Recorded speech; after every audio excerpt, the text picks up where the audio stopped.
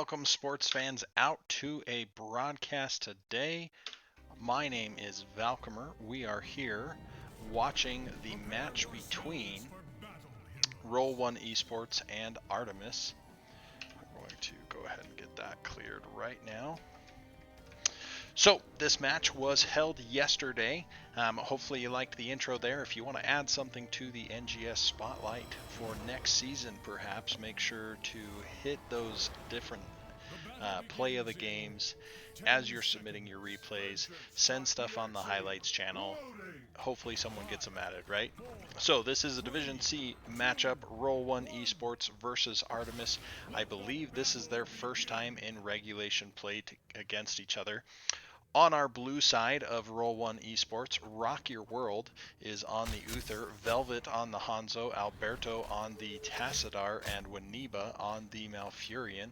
Up top, you can see here is Zad on the Diva.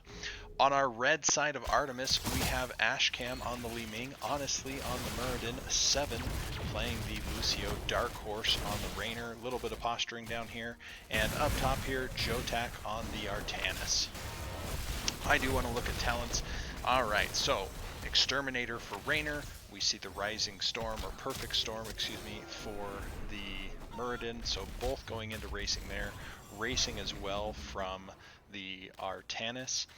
Li Ming's not exactly, but maybe I'm not the most familiar on racing for Li Ming. Uther going into a tank Uther build, starting with Q Quest. Hanzo with those piercing arrows going to be building with scatter arrows, so we'll see how devastating that gets. Is this Sleepy Roots? Oh, Sleepy Roots is so mean since that change. And then lots of Psystorm Mania from our good friend Alberto, and Healing Mech.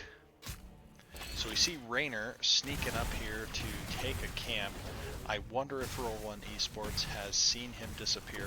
Rainer with that Exterminator being able to solo camps pretty well right out of the chute. So I think that they've noticed Rainer's gone, but they may have thought he was down here. So Rainer's going to get this top camp free and clear. He's not really going to be able to get there to engage on the bottom camp. Big Stormbolt onto Luther. Luther's in a little bit of trouble, but with that force wall, the bottom camp goes over to Roll One Esports. They are putting some pressure into the Diva here top, but she's content to just charge up that mech and get things going. Muradin choosing to tap. Now, for the friends at home, taps before 1 minute are basically free because the tap will come in at 3 minutes then, right before the objective starts. Ooh, Dark Horse getting mighty low, but also Rock getting mighty low on the Uther. So Ashcan doing a good job of playing the sides, making sure that Li Ming is relatively safe and just dropping those orbs from out of vision that can be quite the surprise. Dark Horse gets on the camp a little bit before the team of Roll One Esports, but being alone and becoming mighty low on health gets a little scary. Li Ming comes in as the tank in this scenario, taking care of that. Sledgehammer on Muradin, so that's going to be some big hitting Stormbolts as the game goes on that Immortal. So camps stacked pretty close together there as far as timing. The red side getting on there even faster. Ooh, big Sleepy Root, Rainer's toast.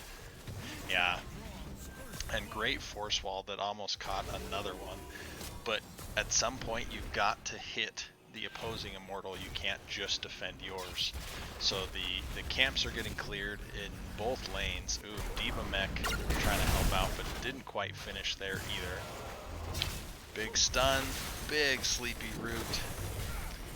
But if it doesn't kill Muradin, it's trash damage because of his trait of Second Wind. But moving forward here, checking my inputs, everything looks alright there. Rainer comes in and finishes halftime with a few more pews to do the finishing work of what Artemis had built upon there. So a little bit of a lead on this first Immortal for the side of Artemis. Great stun into the Immortal swing. Sleepy Root there in force. Ooh, good jump out. Hanzo is racing, using, that was a nice scatter arrow off the rocks. But they're not quite pressuring this Raynor, and this early in the game, Raynor certainly has superior race over Hanzo.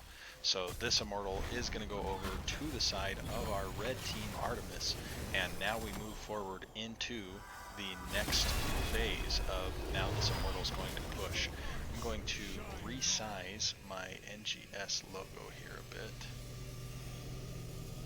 While we do appreciate all that NGS does for us, we want to be able to see that wonderful talent screen. So, jumping up here, we do see the 4-1 split flipped around now. Muradin's very low. He needs to spend some time regenerating. He caught that Sonic Arrow. Look at him go. But he can't really engage. He can't be that front line. But great stacking so far. You can see already with 10 stacks on Perfect Storm, 15 for the Stormbolt. Lucio gets picked off there in that engagement. Hanzo, when he's able to land those long storm bows shots and get a good scatter arrow, is just absolutely brutal at picking off some of the squishier targets, because you can't as easily catch stuff for them. Alright, so very low on this top fort. Oh, wait a second. I goofed something here. I absolutely goofed something, sorry. Yeah, we had the if I could turn back time, Raynor was just trying to reduce shield on that Immortal. He was not winning. I got my Immortals crossed. But roll one, having an experience lead now, having a lead on kills, 2-0. Though this one's a mech kill, so it's not going to show up here. Muradin, very low, less than 200 health, and Roll 1 Esports doing a great job of pushing in on this fort in that first Immortal. They'll be able to pick it up later. It's just a matter of when. Jotak and Zad down here doing their dangerous dance. The wall down here is also down thanks to the pressure of between the camp and the Diva mech, and Artemis being a fine duelist, but he doesn't have as much siege as Diva does, and Diva can of course reduce some of his damage. A little bit of a fight brewing up here, but missed Stormbolt. Only 3 more hits, and honestly has that Stormbolt baseline quest stacked, at which point it really comes online, and Muradin just starts hitting Immortal so strong. I wish it had showed me the damage on that Immortal. Okay, so this time our blue Immortal is getting pushed down. Honestly, with another leap out, the stun had come in, but with a very healthy lead of almost 8,000 health off that Immortal shield. They are looking for that gank on Diva. I don't know that you get it. Diva's just so slippery, but we do get another stack on both of those quests. Trying for the big swap there was Jotak. Didn't quite connect. We saw the NA arrow come out, and is Muradin going to go down? Another stack. Muradin has completed his quest now with that mech going down. Big scream from Waniba, but nobody died. Lots of R's being pushed. High five, of course, being that low cooldown ultimate for Lucio, so we won't actually see it here because the cooldowns are per hero, not overall. So the Raynor from Dark Horse gets up there, starts racing once again. The members of Roll 1 Esports are looking for a fight. They're taking it. We see a swap. We see some Stormbolts. We see a Divine Shield even. A big old black hole going through there. But again, lots of R's pushed. Nobody quite dying. Ooh, Jotak in a little bit of trouble. High five from 7. Everybody's walking away. We're so close to halftime. Sleepy Roots on Raynor. He is not snoozing away. Another high five. Great work by 7 on this Lucio. Gotta give credit there. The members of Roll 1 Esports now putting some pressure into the red Immortal. Raynor coming, or no, excuse me, Muradin doing the backdoor finish for halftime. Again, I believe that Muradin puts out a ton of Immortal damage when people are sleeping on him a bit. But getting some race done. The Banshee here is is sneakily oppressive in this case. The positioning is really good to be able to just keep hitting that. Big red immortal coming out this time, and it is in fact red. It's not a Valkagoof this time. Artemis trying to swap out of the explosion, didn't quite get it, but everybody's pretty healthy. Again, Lucio's done a good job of looking out for his teammates here.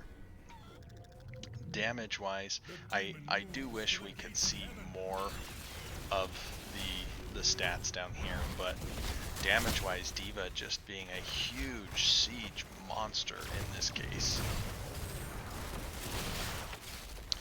And with the top fort being gone for our red team of Artemis, they have to be looking to confirm this and try to even up the playing field as much as possible.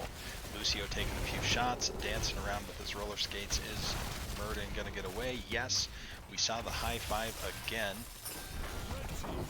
You actually could high five Rainer there if the high five was up. This is pretty healthy, but D.Va's also pushing in with a good wave up here, so we'll see what choices come out of our team. Artemis here, big stun with the with the force wall, the NA, or the excuse me, not the NA arrow, but the dragon arrow coming through. Big stun. The front wall is down on this keep, and D.Va's here looking for blood. Roll 1 Esports is ahead on experience. I do think I would have liked to have seen perhaps if Zad could have been here ready for that engage. He knows he has rotational priority as D.Va over in Artemis, and so abusing that a little bit more. Ooh, nice cheeky arrow from Velvet, trying to stop as many backs as he could. Murden walking around. I don't love this placement for Murden, particularly when you can hop out and be safe. The enemy team has nothing to distract them down here. Up here there's at least a fort. So Shaman camp taken for our red team. Blue team of roll 1 is now on the Shaman camp as well. Rainer now up on the spear thrower camp up top. Li Ming trading blows with the D.Va. D.Va don't care. She walks out. I do think these camps feel a touch early, but I suppose it's better to just get the camp uptime and go back to it than worry in this case of something getting stolen if you've started a camp. But if roll 1, for example, could have pushed in, stopped this camp take, and maybe taken a fight at that time, I think that D.Va would have had a long time before anything needed to be done bottom lane against Artemis. Yeah, there's no fort there, but it would just be so long before there was really key pressure. So some dancing up here on the top fort for blue. We do see the rest of the wall go down. We see the well go down. D.Va's got to be a little worried with everyone disappearing for a potential gank attempt, but we see the immortals starting to get raced down. Again, Rainer and Murden starting to hit very hard. Big swap. We see a black hole. We see a divine shield as well.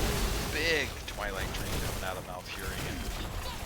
The D.Va mech is exploded. Will the Murden go down? He won't. The Uther does fall to a Li Ming attack there, but now he's a healer for a moment instead of a tank. D.Va's next.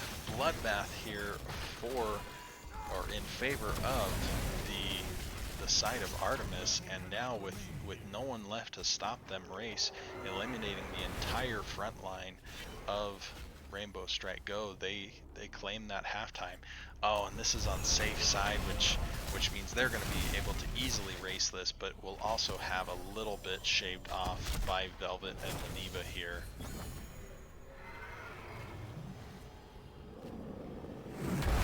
So a couple things I could have seen happen there. With it being on safe side and only 2 people up, as the members of Artemis, you just race this left point and see who you can bash and smash. You could also leave Rainer to finish it and have 2 people match their 2 on the left to make it so that they don't get to shave anything, but more so to keep tabs on them.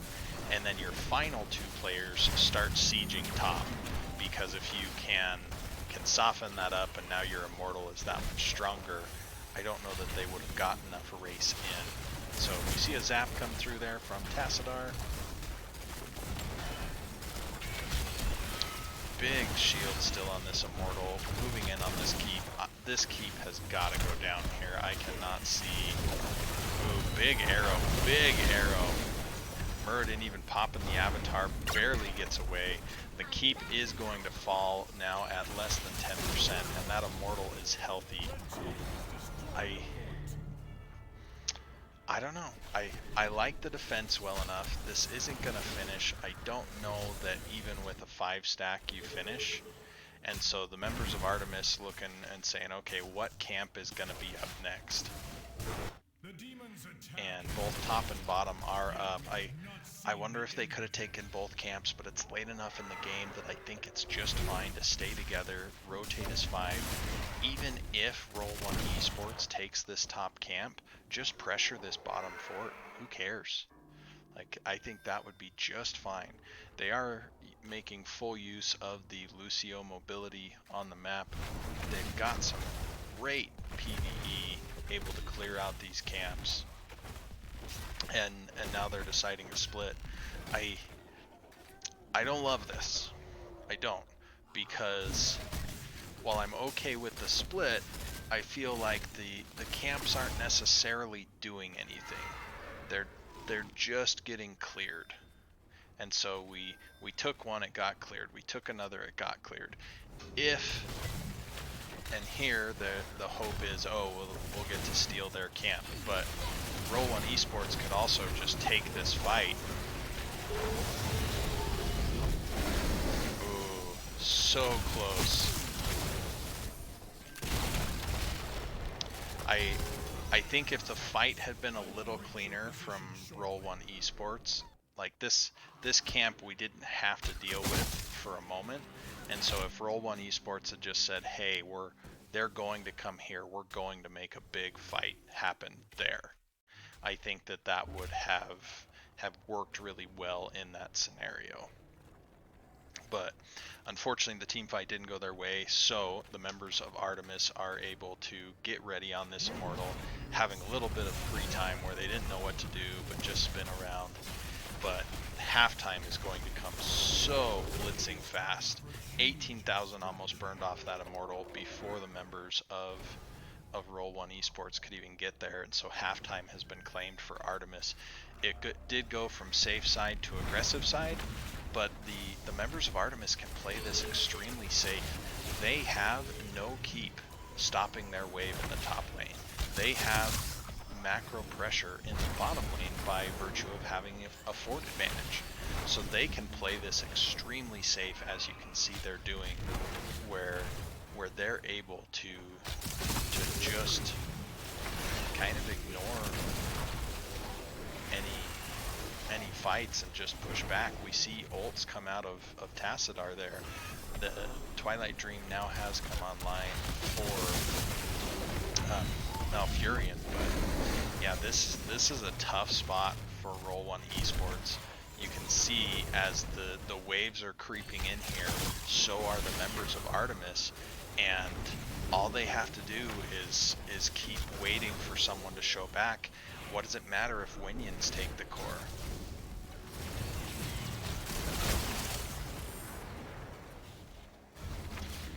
And coming over here, this is triple catapult.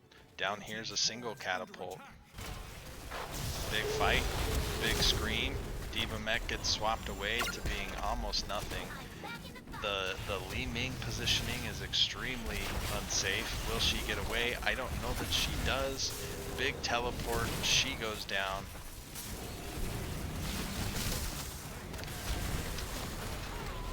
Alright, so they finish the Immortal. They get 2 deaths for it.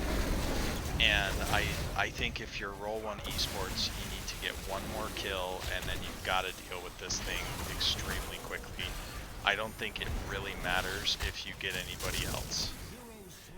They've got to get on this Immortal right away. There's just too much shield available on it. So Diva moving up top to clear. No core health has been taken yet, so they're in an okay spot there. They will live to fight another day, but they've got to put some damage into this. And at this point, I think you bring back D.Va. The buildup has been taken care of. You've got to get everything shed off of this Immortal so that the opportunity for the red team to come in and take the core when you're not ready for it is removed. So here we are. The Immortal's going down, but the Immortal still has 16,000 health. The core is probably going to take some core health. Yep. So 4%, 13%, 21%.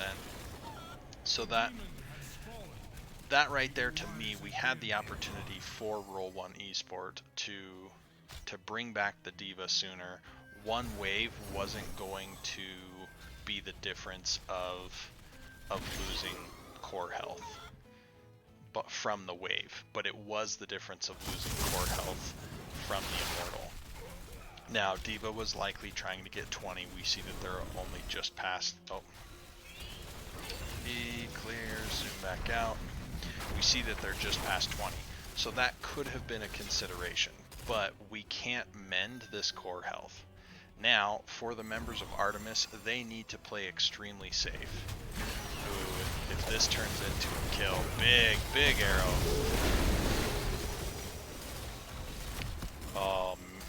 The fact that both sides got out of this, ooh, Tassadar needs a little help. He's got it by his force wall. Roll 1 Esports needed to make something happen. They swung, it didn't come together, so be it. By virtue of the fact that both teams have hit level 20, this is going to come down to whoever wins the next team fight. And in this case, it looks like it's Artemis. I don't know, is Uther coming back alive? He's not. He is Super Divine Shield, so the members of Artemis just need to get up here. Rainer's got the right idea, and with death timers at 50 seconds, they just need to go. They've got camps in both lanes. It looks like they're going to back up for the Immortal. I don't love this. They're missing a primary threat in Hanzo, and they're missing their tank in Uther. I think that with the double camps, you just go, because the Immortal spawns at half court every time. So they're not going to have the Immortal be just instantly kill the core. This isn't Garden of Terror. This is Battlefield. Now, they're far enough ahead on this that do I think the members of Roll 1 Esports can instantly stop it? No, but there's a chance, and we never want to give our enemy a chance, right? So Roll 1 Esports needs to immediately get on the attack here, kill somebody, and then just start destroying that Immortal shield as much as they can. It's a terrible spot to be in, but they need some sort of a desperation play like that. Big high five with Lucio having mixing fire.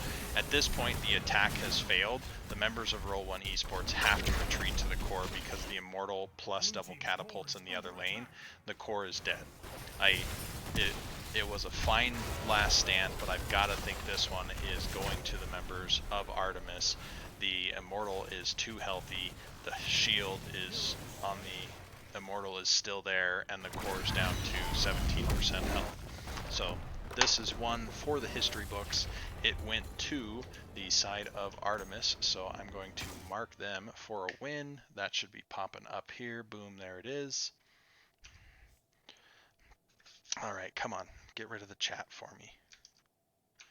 Let's see, there's probably a way to get rid of chat in OBS, but Control-Shift-C. All right, so fairly low death game overall. I think both teams did well. Huge siege damage out of D.Va. Talents wise, I don't see anything that immediately stands out to me. I definitely think that the high five from Lucio was extremely powerful. I saw multiple times that I absolutely loved, so great work to 7 on those. We're going to load up the next one here, but a very exciting game one. Congratulations to Artemis. Are they going to be able to finish the set in just 2 games with a domination, or will we have a game 3? I do not know. I have stayed in the dark on this one, and it was just last night, so I've not had it spoiled to me. All right, we're gonna fold her up here. Game 2, it says game 3 there, but we still don't know because NGS always puts 3 game files in a separate folder there for that hidden spoiler-free style. So we're gonna watch this one solo. All right, we can introduce teams right here in the loading screen. So Rock has switched over to May in this case, Zad taking the Sonya, Velvet as Orphea, Waniba reprising her role as Malfurion, and Alberto has gone with the Lord of Sin, Asmodan. Honestly has jumped in for our good friend Johanna. Seven switched to Anna. I wish I had the draft info right now, but I don't without spoilers, so I'm not going to. But I'm curious as to whether the Lucio was banned or not. Ragnaros, played by Dark Horse, who was our Rainer last game. Ashcan, once again on a mage, went from Li Ming to Kael'thas. I do feel like Kael'thas has better objective clear. And Jotak, now on the Lost Vikings, so spicy for sure. All right. Well, because we already introduced everybody, we get to cheat and zoom ahead for a second. Boom. Everyone's saying good luck, have fun. It's game time. Boom. Now we'll go back to normal speed. One nice thing about a replay cast is it gets to be a little faster for you. Boom. I hit the stuff. We'll see if that works. Everybody beating on that poor demonic lieutenant.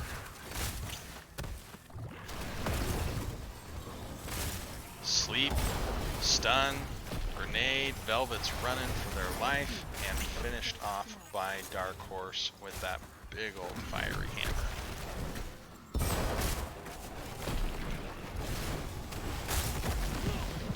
Curious on talents, Ragnaros going into the Meteor build. Here it looks like grenade build from Anna, which we don't see as much anymore, so I'm intrigued there. Hold your ground, fairly standard. Mana Addict, fairly standard. And Spy Games, I'm interested to see there. I don't play a ton of Vikings, so I can't exactly comment on the talents, but I'm intrigued for it.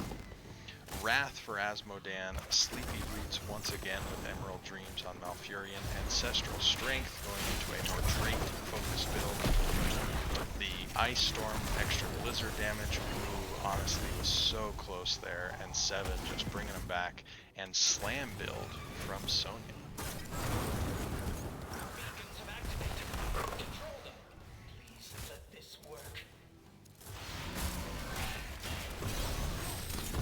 So Vikings can be extremely difficult to deal with on this map, and so I wish Zad well in this case, but oh, it's going to be a tough and likely infuriating night. Is Ragnaros going to go down? Is Ragnaros going to go down? 60 health. Oh, Asmodan got him. Lots of fire being passed around. The blue side has now captured the point. I thought Dark Horse was getting away there. That was super close. So, Roll 1 Esports has now evened up the channel time, but and experience is super even too, given the timings on the death. Honestly, trying to force the issue down here. I love Seven's positioning. Seven has been so safe on this Anna and has been doing a great job with those sleep darts. Jotak did capture the point up top. Big globe of domination come out from the Asmodan hitting the... Ooh, man. Wow. The shifting meteor just cooking Malfurion and then getting finished off. It looked like with a living bomb. Orphea's next to go down. Johanna quickly follows her, so 84% charge for the Roll 1 Esports, but they are now backing off. We do see that Zad has recaptured the point up here. He is going with Sonya against Olaf for a moment, while both Eric and Balog bail on the top point. So, and we see red recaptures bottom. So the charge continues to be stalemated. Sorry, shifting positions in my chair for a moment. No camps have been taken yet by either team, which surprises me a little bit, especially considering how little siege damage we have done. I would expect to be where we've either got more siege damage and not gotten the camp. Big globe, great body blocks, and honestly does go down.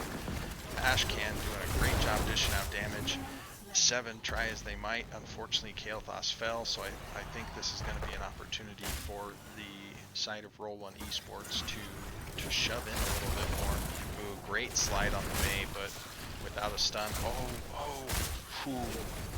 Without a stun, I thought Ragnaros was going to get away, and then there was that root, which was super scary.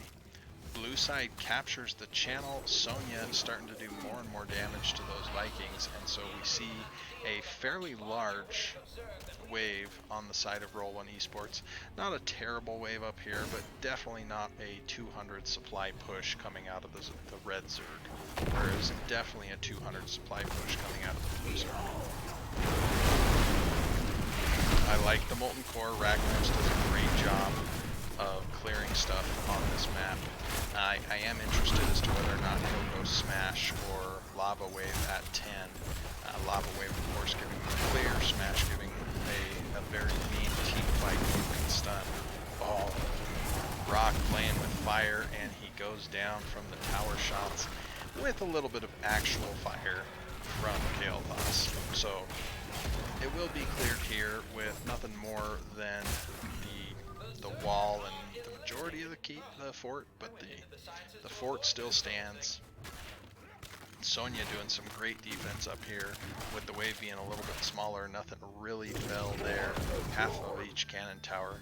Orphea trying to pick up the camp here. We do see 3 members over here. You can hear the plink, plink, plink of the sniper rifle for Anna there, even adding to the damage table on that camp. Vikings come in here. Is Sonya going to be able to do something spicy? Yes, but I think it was just a moment too late, and so the Vikings get away, and the camp is captured for the side of Artemis. Ooh, big scoop. Mei takes her unstoppable. We see the sleepy roots. We see the sleep grenade, or excuse me, the healing grenade. Biotic grenade is, I believe, the official name.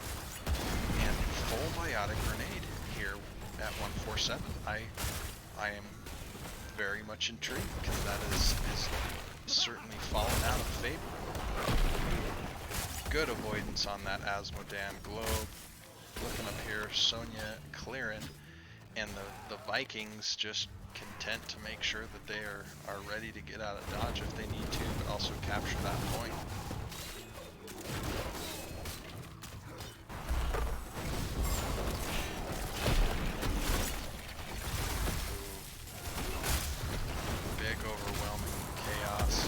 Slide, big dunk from Asmodan, even though, I mean, is it really a dunk if it's shot like a 3-point hook shot?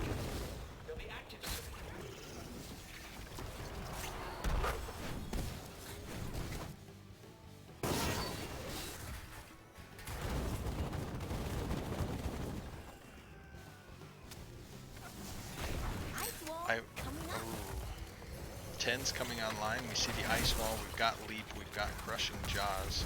Also the Twilight Dream Scream again, and Tide of Sin. Blessed Shield. Honestly, we do see Lava Wave, and here it comes in the bottom lane right now. We also see Pyroblast, Nano Boost, and Play Again for the Vikings. Are they going to get Mei? Big. Mei doesn't have her shield here. I don't know that she makes it. Oh, so close. Oh, But in saving May, did Orphea die for it? I think the answer is yes. Red team Artemis capturing the Immortal here. And here we go. 30% already on that charge. Johanna taking another hit from both the Globe of Domination and that little demonic lieutenant. May stepping onto the point, Rock trying to stop the channel. We already see 70% for our red team of Artemis, 0% for our blue team of Roll 1 Esports. Trading here, but trading a Viking for a Sonya is a tough trade indeed. Ragnaros having rotated up for that. The channel has been stopped now at 70%. I've got to think that this, yeah, I was going to say, it's just a matter of when that fort was going to go down pretty easily. And I'm still surprised to see we've got a lot of yellow on the map, and we aren't necessarily seeing a priority on the camps. While not always seen as the most camp heavy, big engage. Malfurion screaming, I'm sure, with how low their health was. But got away, everybody's safe. Blue side has the top, red side defending the bottom. Those globes are going to start hurting. Alberto is already at 215 stacks on the baseline quest. Ooh, big slide. Ragnaros, down he goes, but he did manage to proc the lava wave first, which will help in the defense down here. But now we have Roll 1 Esports. They're able to claim some of this charge for themselves. The members of Artemis backing up, making sure to take some taps. Again, we trade Sonya, this time for 2 Vikings, so it's a little bit better of a trade. But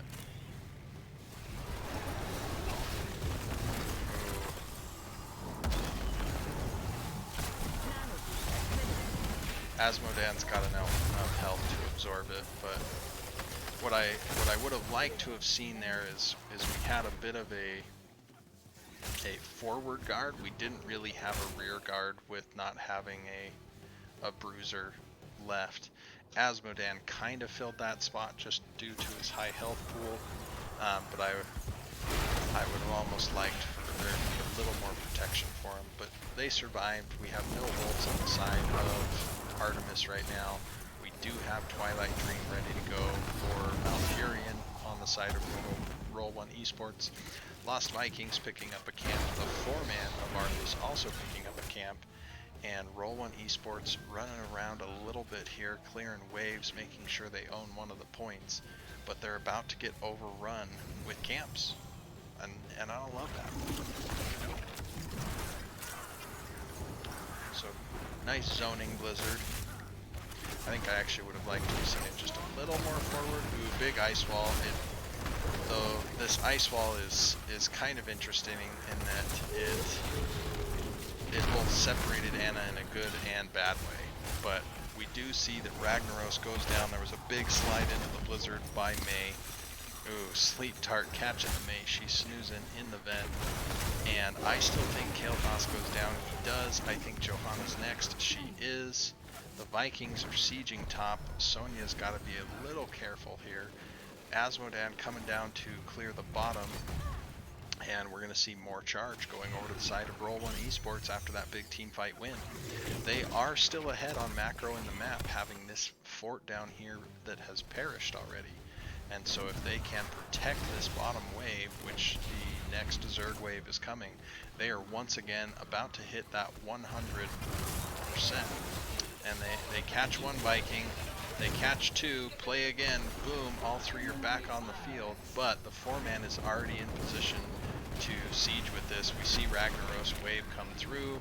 Oh, cooking Velvet's grits a little bit there, but they get away. Ooh, Asmodan rotation was a little bit aggro. He did pay for it. We have 1 Viking down. We saw a leap. We see a Pyroblast at point blank range. Sonya goes down. So this has been a very good trade for the members of Artemis here. Roll 1 Esports having to cut their losses and run back down to bottom to clear. I missed most of the Asmodan rotation there, so I apologize, but it looked like it was a very aggressive rotation, and Asmodan was punished for it. I think given the size of the Zerg wave, I almost would have liked to have just seen Asmodan down here defending rather than forward siege, because I think the fort was going to happen, and then it was a matter of if they could protect this fort. They traded forts, they traded some deaths. The deaths are now even, the forts are now even. We're level 16. We are moving into the late game phase of this game. A team wipe could be the end of this game.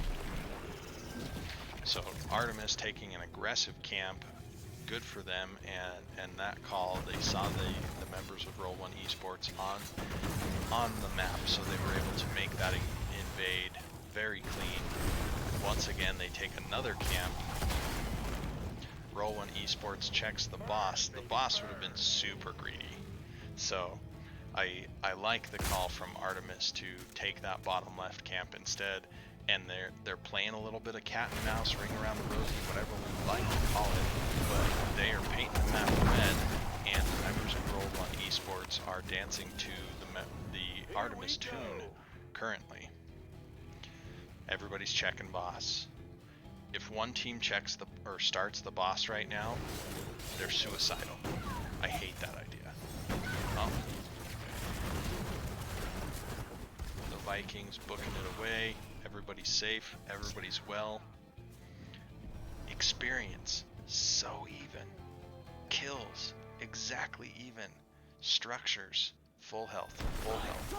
Full health. There's barely even a structures difference here. So it's a matter of who can abuse vision best, who can play this safe until something can happen. All the camps are gone. Oh, this one just spawned. So there's one camp to take in addition to the boss. It's this intense game of cops and robbers, we're gonna say. I don't know who's the good guys. I don't know who's the bad guys. This is Division C. Everybody's a good guy. But oh my goodness, what a game. What a game. So, the lava wave pressure, the camp pressure bottom, is R1E going to move together? Are they going to split and try to make something happen? It looks like they're content to hold bottom. I have a complaint right here about Artemis. They have Vikings. You could have had Eric up here and everybody else hunting wabbits down here in the bottom and seeing if they could get something for it. Eric the Swift, Baylog. Oh man. Oh man. They're starting to abuse vision. Rock checks the boss. C2 Vikings pushing. Oh man.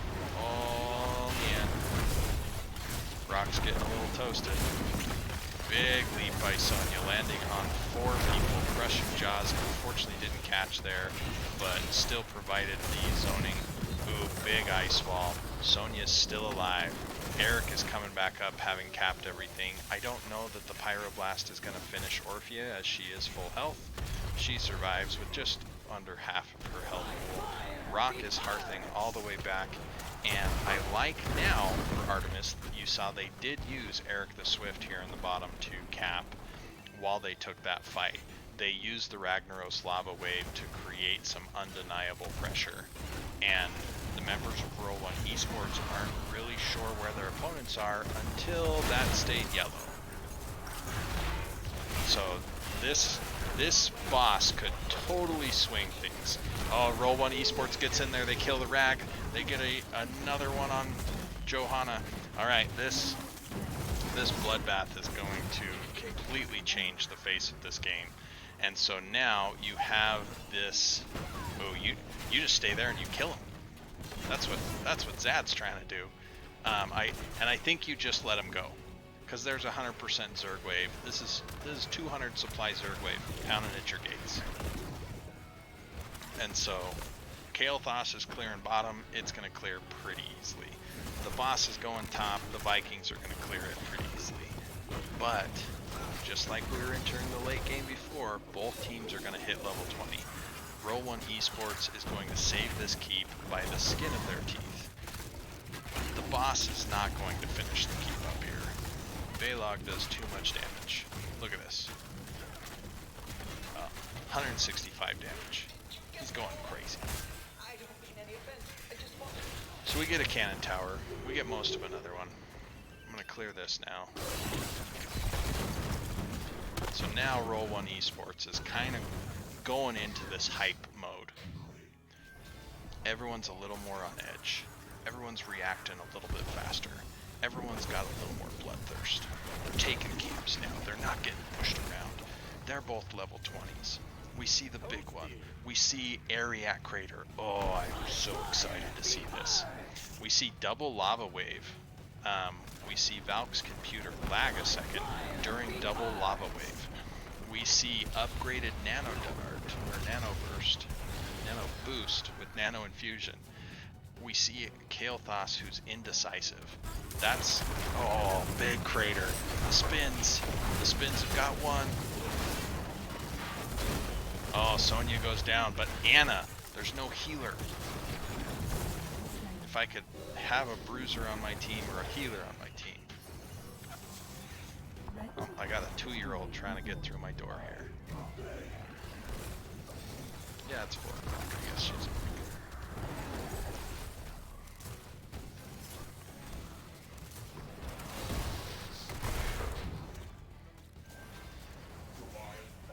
So I don't think Roll 1 Esports can completely ignore this. I don't think they can. And it looks like they agree. Rock comes back, they're clearing, the whole team's back. So after some excitement and after some kills, we sit back into a bit of a calm. But we know the next storm is about to happen. I love the big one on May. I think that one's just a fun talent. Alright, we're going to minimize that for a second so we can see a little bit more. Sonya's coming. You know Sonya, as a berserker, is just ready for blood. Because do you know what Unstoppable can't get you? It can't get you out of Ariat Crater. Let's see. Joe took, okay, Radiating Faith at 20.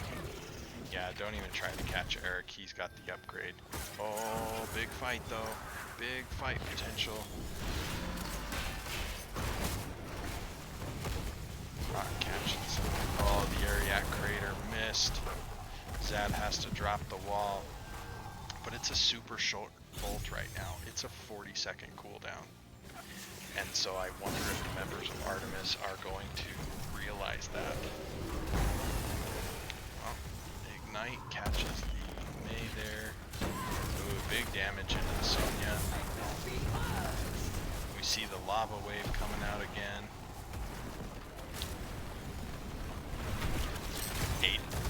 8 seconds. Oh, a little bit of overlap there. Big stun. The scoop was done really well there. Dark Horse goes in. We see the Ariat Crater. Sonya spinning, and nobody dies.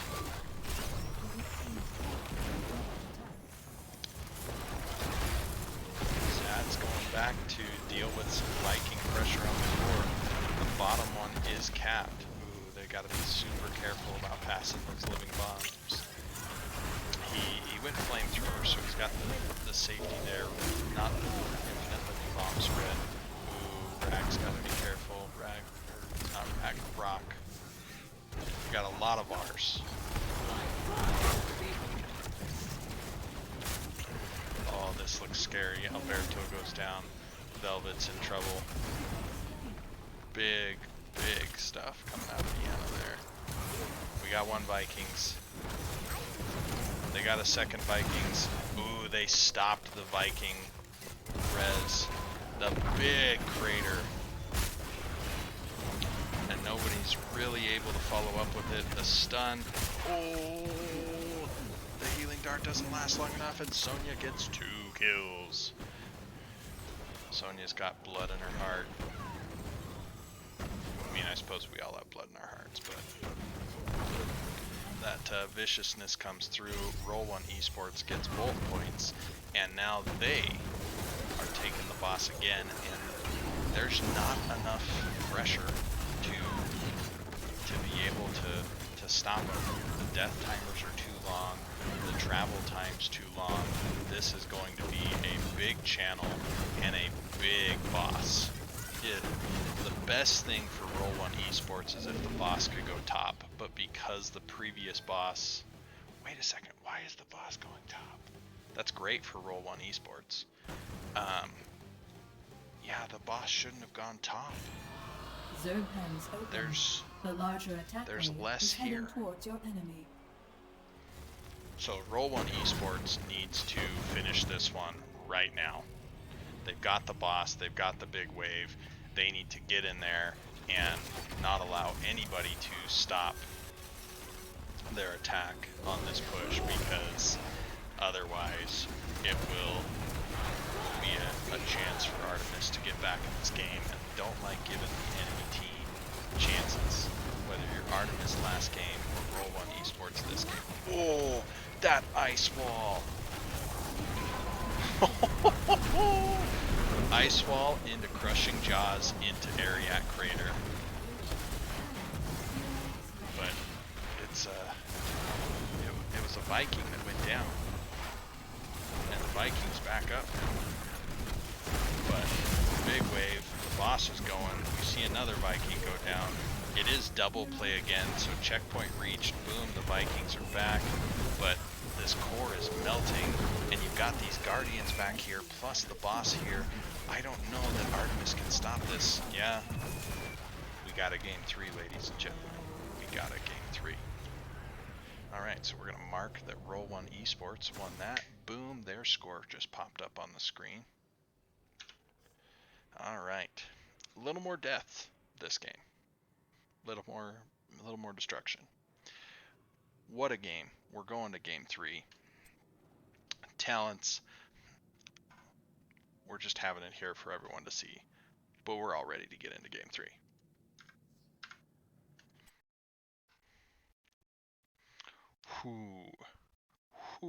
What a game 2. Game 1 had some excitement too, but game 2, huh. I mean, I'm sure for the side of Artemis right now, they're saying, well, we kind of liked game 1 more because the blue side went down and we won. But that doesn't mean that Artemis won't win game 3. All right, we're going to fold her up. Game 3. Maybe. Volskaya Foundry. Boom, here we go. It's loading. We have Rock Your World on one blue face. It's Johanna. Zad on another blue face. It's Thrall. Cassia again with the blue face guy right here. Just kidding, in a replay it's not loading everybody's portraits. Cassia by Velvet, Waniba playing Deckard, Alberto playing Tassadar. Over here for the side of Artemis, sorry. They'll tell you why Valk is such an annoying butthead later. 7 on the Stukov, Honestly on the Varian, Dark Horse on the Tychus, Ashcan once again on a mage with Gul'dan, and Jotak playing Samuro. We went from one hero that could be 3 people to another hero that could be 3 people. I'm surprised they didn't play Rexar in the first round just so they could have 2 people. Yeah, that's true. Raynor was by Dark Horse that game, so Raynor kind of had 2 people. But Jotak played Artemis. He didn't have 2 people. All right, for those of you who may be joining us, this is Game 3 of our Nexus Gaming Series Division C West bout between Roll 1 Esports and Artemis. We just introduced the teams, which means we get to speed ahead because it's a replay cast. We're going to zoom out here. Boom. It's one reason I like replay casts, is they're easier for me to fit into my schedule. The other reason I like replay casts is they're faster. Alright, so posturing here in the mid is Gul'dan. Oh, Gul'dan is Echoed Corruption, so he got 3 stacks right out of the gate there. We see Fed and Touch by Stukov, so another quest. Lion's Fang with the Lion's Maw quest at level 1. Artemis is all about the quests, not to be outdone even though 3 is greater than 2. Roll1 Esports also picked up some quests with Echo of the Elements on Thrall and Scroll of Identify on the Decker.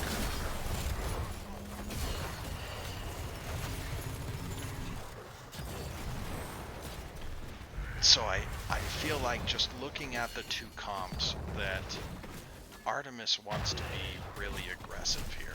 They want to dive in, they want to get a taunt, they want to pepper someone with minigun, even poison them with Echoed Corruption, and just see what kind of blow up they can get done.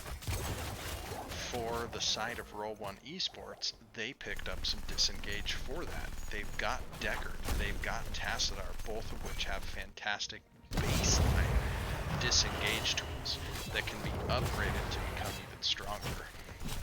Now, I will say one thing that I do dislike so far. I'm going to attack Rock here. I don't like taking hold your ground into a Varian, because that just invites him to take Shattering Throw, and now all your eggs are in one basket. But Reinforce doesn't work against Tychus very well, and now you go Laws of Hope, which is a personal favorite of mine, but also has its own trickiness to it. So, experience, we look super close so far.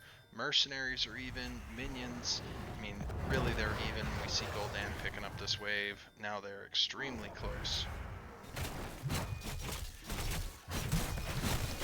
I do not envy Zad going against a Samuro. That has got to be obnoxious. So, super close again. You can see Artemis pulling ahead here. As they cap that, it becomes even closer. So, even camp so far. Very close on minion waves. The members of Roll1 Esports a touch behind on minion waves, just with the awesome clear power that Gul'dan brings. Ooh, and we just saw the combo that they're looking for right there. They were even able to steal the turret from the fortification camp that Cassia was holding, but Varian got a taunt. Tychus was able to minigun. We saw the Stukov silence underneath it, and even a few bits of poison added in from Gul'dan, and Cassia just doesn't have enough hit points to survive such a thing.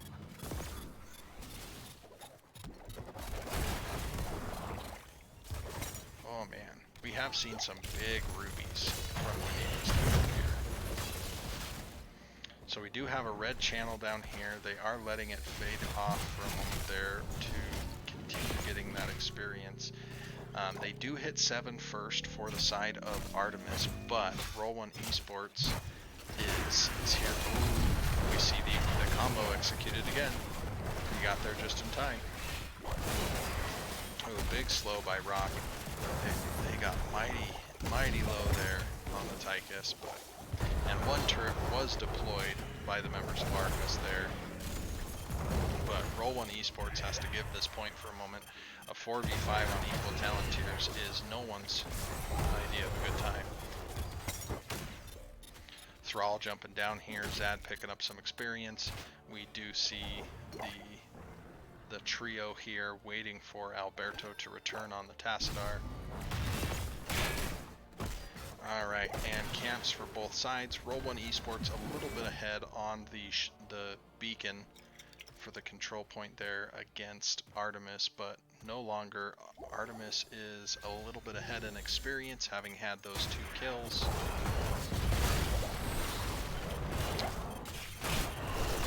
Yeah, nothing terribly shocking to me talent-wise so far. Lots of healing, the ability to get that extra CDR. Double gems. So I find healing reduction talents to generally be a bit trickier against Stukov, but Waniba plays a lot more Deckard than I do, and so I will certainly defer to her judgment. Ancestral Wrath, I think, is going to be very strong in helping to finish people off. Big condemns to a punish slow. Varian getting low. Tychus looking a little low. We did just see that big heal come out from 7 on the Stukov. And 99% for Roll 1 Esports, they back off to get healthy. And then, do they still have a turret? If they do, it's on Zad. Nope. Turrets deployed on both sides. The only turret left is that one right there. Ooh, Tychus not going to go down. Taunt choosing Johanna this time. She goes down. Lots of rubies in there. Velvet just taking all of them. Seeing if they can punish the Tychus. Big corruption out on the Velvet. And members of Roll 1 Esports back off just long enough for Artemis to secure this point. Self-root versus self-root, but it feels like Roldan's life drain beat the Fend in that case. I don't like leaving this wave to get the damage it's getting, but it'll work out. Stukov picking up some of the experience back there. Artemis finishing off that well. Personally, I say save the whales, but Artemis saying not this time. So getting that whole wall, going with a very standard rotation with the Triglav in this case. Jotak with the Samuro finishing off that mid wall as Thrall just runs around trying to play catch up.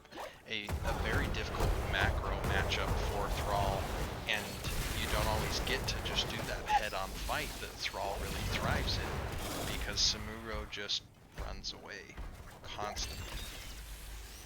So the Punisher, the Protector expires. Ooh, big scoop. Taunt comes out. We see the Horrify as well. Oh, yikes. The Horrify, the Black Hole, the Stay a While and Listen, the Sundering. I don't know why that one was so hard for me to say.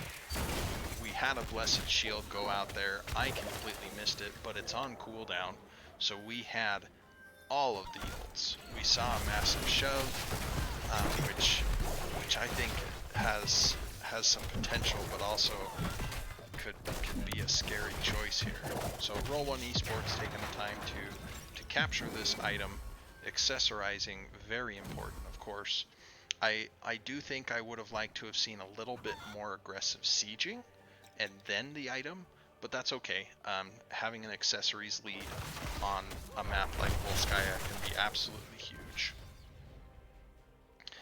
An attempted gank down here on the Samuro. He walks away, and now we see the members of Roll 1 Esports picking up a camp that really the members of Artemis are a little bit ahead. You can see about a 30-35 second spread from when Samuro had picked it up before. Rock up here, clearing this camp, not wanting to lose any more pressure onto this fort. I like this for Roll 1 Esports because now their siege camp will be spawning. I like that Rock was in there protecting. We saw Shattering Throw go out. We see the combos again. Rock places the healing beacon.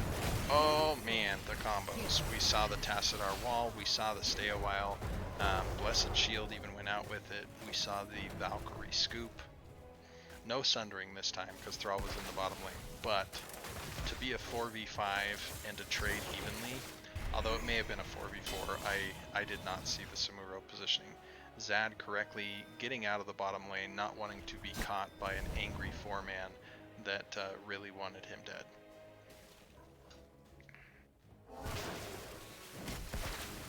Oh, you gotta be careful, Thrall. Nice route, but you gotta be careful, Thrall. Orc warlocks and human warriors aren't so keen on elemental shamans with big hammers.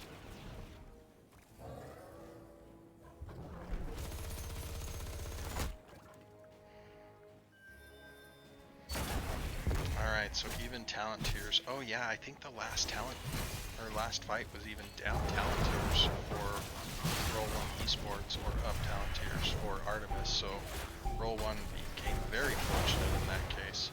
Big blind hitting onto the Tychus, big scoop, it catches the Stukov. Oh, the fact that it caught Stukov, very unfortunate for Artemis. The Cassium may go down. Wow. So, eventually it was a 4v4 again, but the initial 4v4, the fact that that Valkyrie caught Stukov made all the difference. Oh, bad news. Bad news. Johanna's unstoppable. The Horrify does not get her. We see the Sundering Tychus is in trouble. He gets laser blasted down by Tassadar. I realized that Lightning Shock is not called Laser Blast. But, oof. Oof. So great use of the Black Hole combo by the members of Roll 1 Esports. I like the siege here. They're seeing what they can get done while this still charges. Thrall's safe here in the mid, takes his tap to be able to keep that mana bar full as well. I like the call here by Artemis. If we're not going to be able to fight up here, let's see where we can gain experience and also items. Ooh, this invade, go for it. Go for it. I'm sorry, Zad, we're friends, but you're gonna get toasted. Yeah, Zad got toasted. So Roll 1 Esports responds by sieging, which I think is the correct call. And here, where I think you're naturally going to lose this fort, I think you take the Triglav onto this keep. Play a game of chicken. You can try to get 2 forts, and that's fine, but I think you play a game of chicken.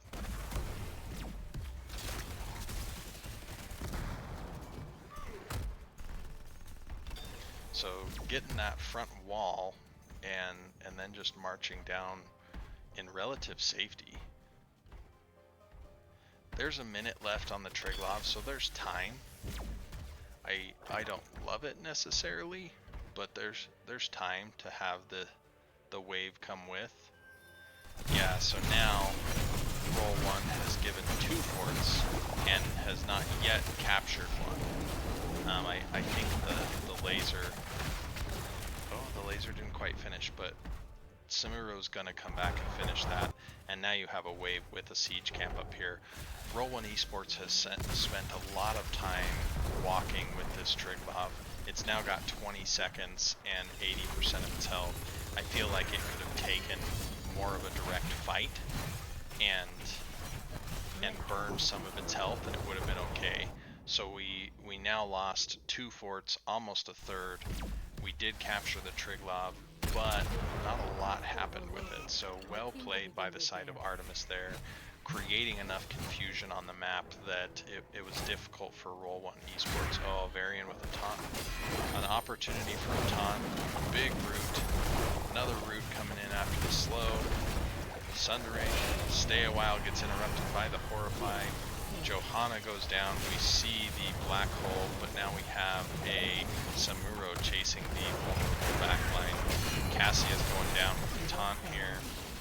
That was a very good counter engage by the side of Artemis. I think for Artemis, you siege. You've got a big wave down here, you siege. Let Samuro keep up the global pressure, but just siege. They are going for the camp here. Again, we like accessories on this map. But I think they could have gotten a little bit more there. Ooh, they might get the Thrall. They do.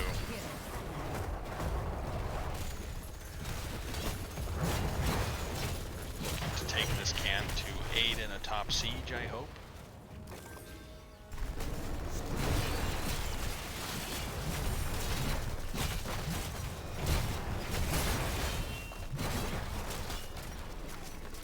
Walls down. They're approaching 20. Artemis is in a great spot here.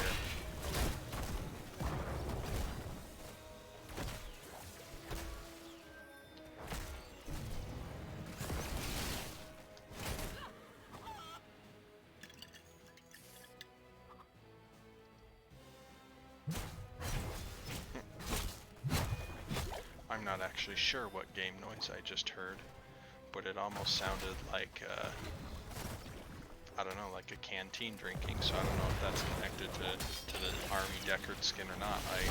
I play with my game noises kind of low, I guess. So this is super tricky for Roll 1 Esports here because Artemis hard engages.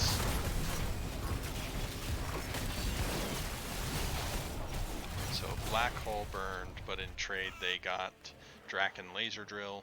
They still got the camp. I do feel like Artemis could have been a little more aggressive there, but they've got control of this map. The only way that they give it back to Roll 1 Esports is by taking ill-advised fights. Yeah, this macro pressure where, yes, the top lane is even, but because the camp is there, it's not super even. And I like that Artemis is playing in the shadows a little bit. I don't think they know you're there. I don't think they know you're there.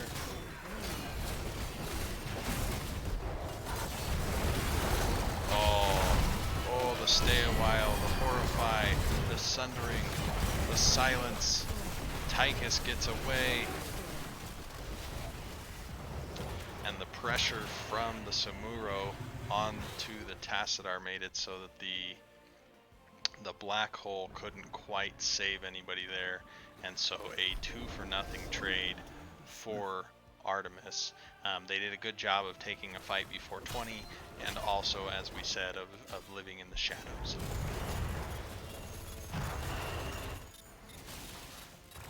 So they've got Samuro capturing the point while they are sieging top. I like this call. I wouldn't mind if Samuro were just there.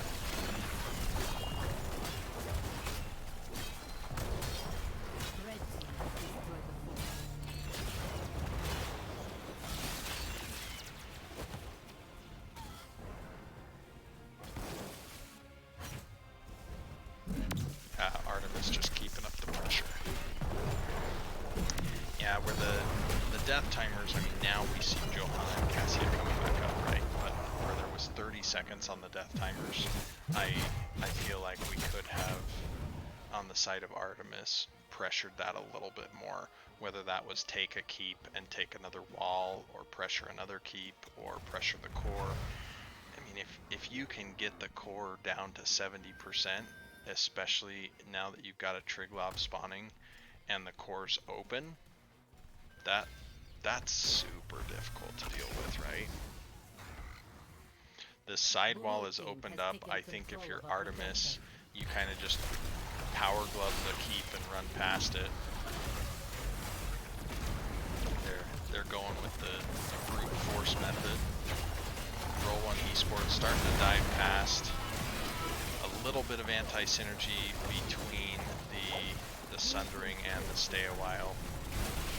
And now we see Artemis just walking past. I really like this call, but I feel like it was about 10 seconds, maybe a little bit more too late, because now the protector can absolutely get burned down, and Roll 1 Esports can absolutely jump on this.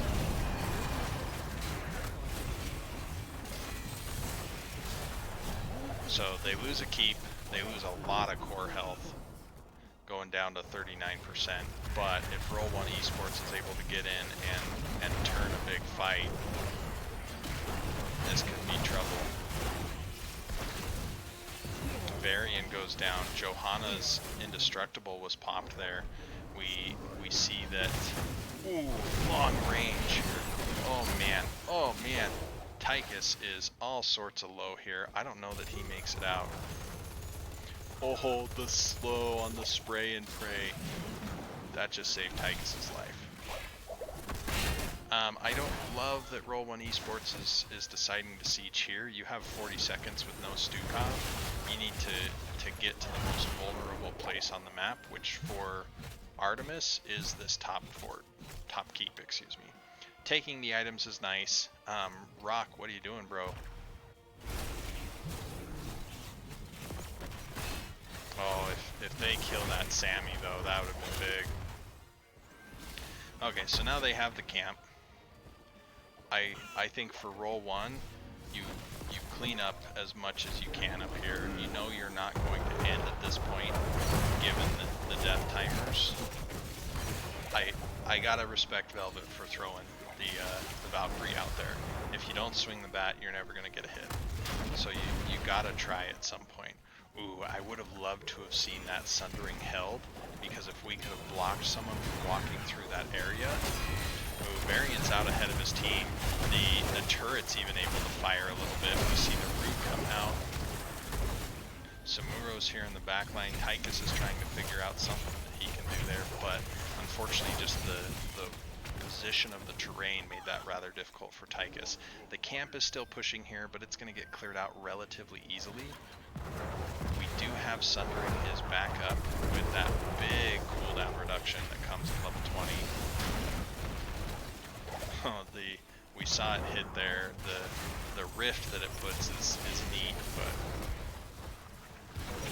root out onto Cassia.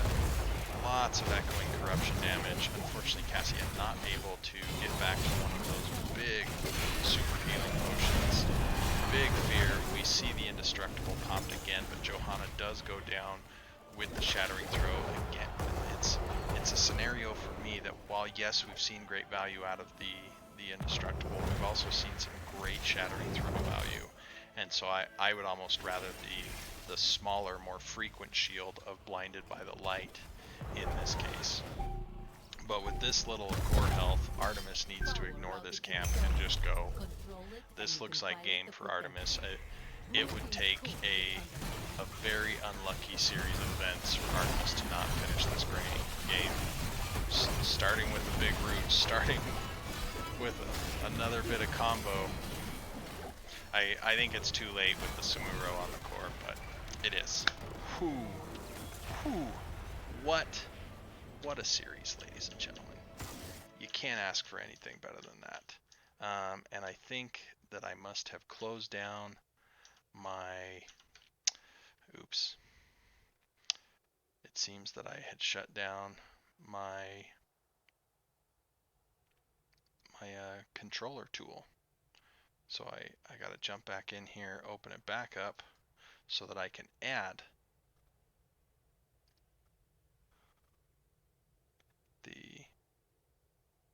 the score.